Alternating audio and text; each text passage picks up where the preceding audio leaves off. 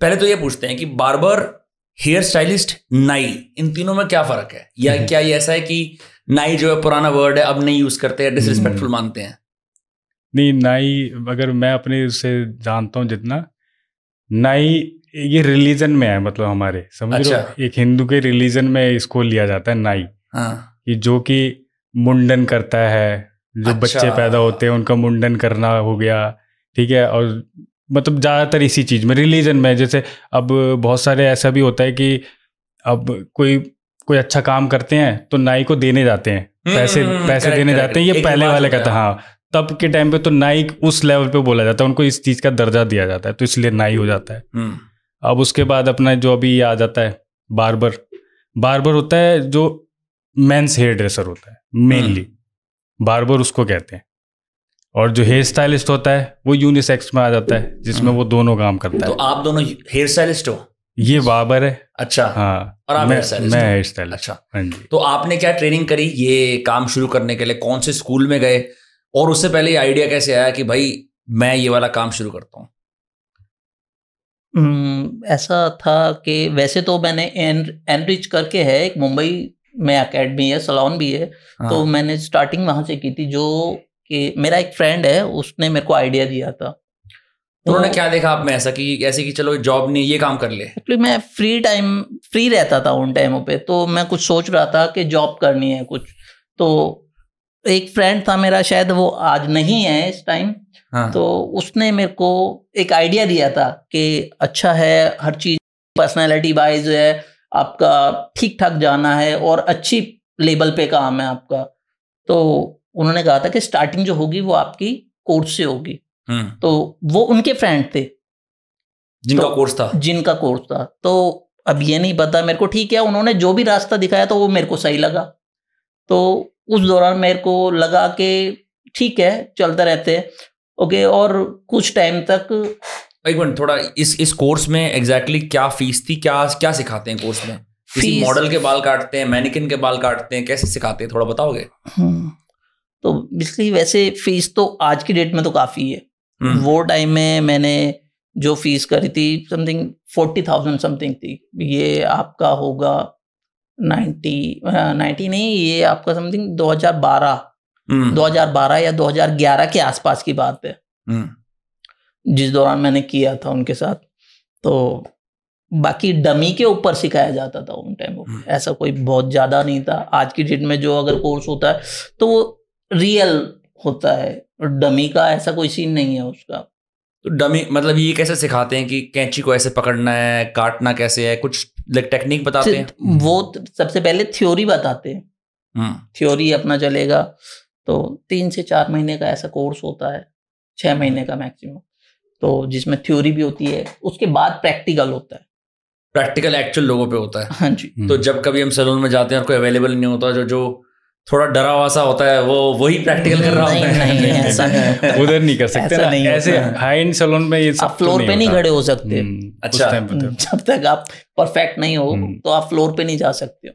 तो फिर इसमें प्रैक्टिकल कहाँ करा होगा आपने? प्रैक्टिकल जो किया था, प्रैक्टिकल वैसे होता हमारा वही है जहाँ पे हमारा अपना कोर्स होता है। जैसे तो किसके बाल काटते हो? हम अपने फ्रेंड सर्कल को लेके आ जाते हैं, किसी फ्रेंड को ले आए और किसी गर्ल्स को ले आए या बॉयज को ले आए, उनके ऊपर प्रैक्टिकल होता है। हाँ। जो हमें अगर प्रॉब्लम भी हो तो वो कुछ गुस्सा भी ना करे किसी चीज, नहीं तो मुंडन कर दो उसका, खराब हो गए बाल तो। अच्छा, फिर उसके बाद आपने ये ट्रेनिंग वगैरह करी, फिर और आपकी ट्रेनिंग क्या रही? बिकॉज आप एक हेयर स्टाइलिस्ट है तो आप यूनिसेक्स करते हैं। इसमें मुझे ऐसा लगता है कि औरतों के बाल थोड़े और टेक्निकल होते हैं, ये आदमियों की कम डिमांड होती है, हालांकि आजकल बदल गया होगा सब कुछ। ये आपकी ट्रेनिंग क्या रही? आपने कैसे शुरुआत करी? मेरी शुरुआत हुई थी, मैं एक्चुअल में पहले तो मतलब मैंने कोर्स करने से पहले ना मैं ऐसे सलोन्स के आसपास से निकलता था। तो मुझे देखा, मेरे को अच्छा लगा कि भाई इसमें एसी वेसी में और लड़कियों के बाल काटते हैं, अच्छा लग रहा है मुझे करना चाहिए ये कोर्स। तो और मेरा मतलब बैकग्राउंड भी इसी से ही है। अच्छा। हाँ, मेरे दादा, अभी ताऊ सभी भी इसी लाइन में करते हैं। सभी ऑलरेडी ये काम करते हैं? हाँ, मतलब वो नाई वाले लेवल पे।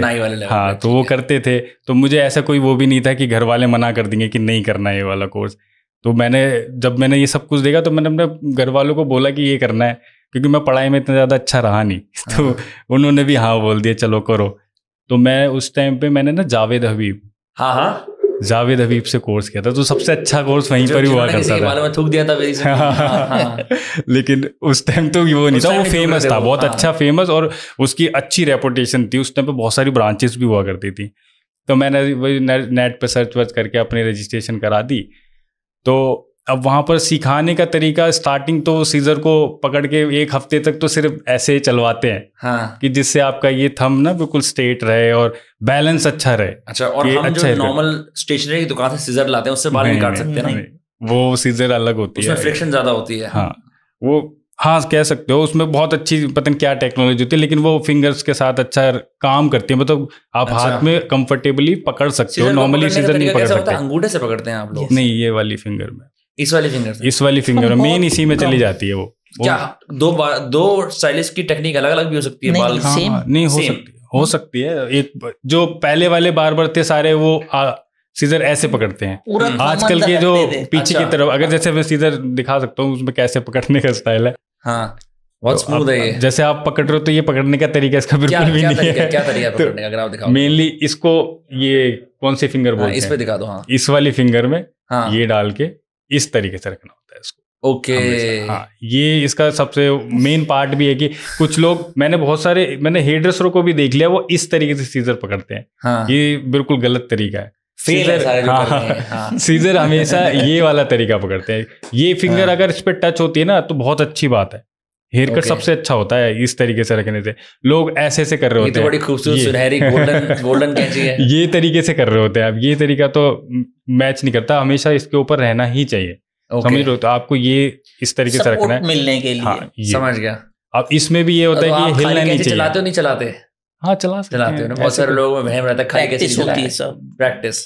वो ऐसा वो हाँ, मुझे सुना है कि ऐसे नहीं करनी चाहिए। आप तो कंफर्टेबल होते होगे, हाथ में कैची रिलैक्स लगती होगी आपको। जैसे बार्बरिंग वाली बात करी, बार्बर लोग ज्यादातर मैंने देखा है ऐसे सीजर पकड़ते हैं। क्या आप ऐसे ही पकड़ते हो सीजर? नहीं, जैसे कोम ले लेता हूँ। क्या है, जैसे हम लोग साथ में करते हैं ना तो एक दूसरे का तो चलता ही रहता है। जैसे बार्बर लोग ऐसे पकड़ते हैं, हमेशा ये तरीके से बाल चल रहा होता है और ऐसे पकड़ते हैं ये। और जो अच्छा हेयर स्टाइलिस्ट होगा या फिर ज्यादा एक्सपीरियंस्ड होगा या उसने अपने क्या बोलते हैं उसको मॉडर्न हेयर ड्रेसर जो होगा, वो हमेशा सीजर ऐसे पकड़ता है। आप किन की बात से सहमत हो? हाँ, बिल्कुल। ये भी पकड़ता है। अच्छा, क्योंकि अब इसमें क्योंकि देखो ये फिंगर ना सारी की सारी आपकी खुल जाती है। अगर आप इससे काम कर सकते हो। अंदर साइड है और कोम है अंदर साइड, तो क्लाइंट को आप लग नहीं सकता वो सीजर।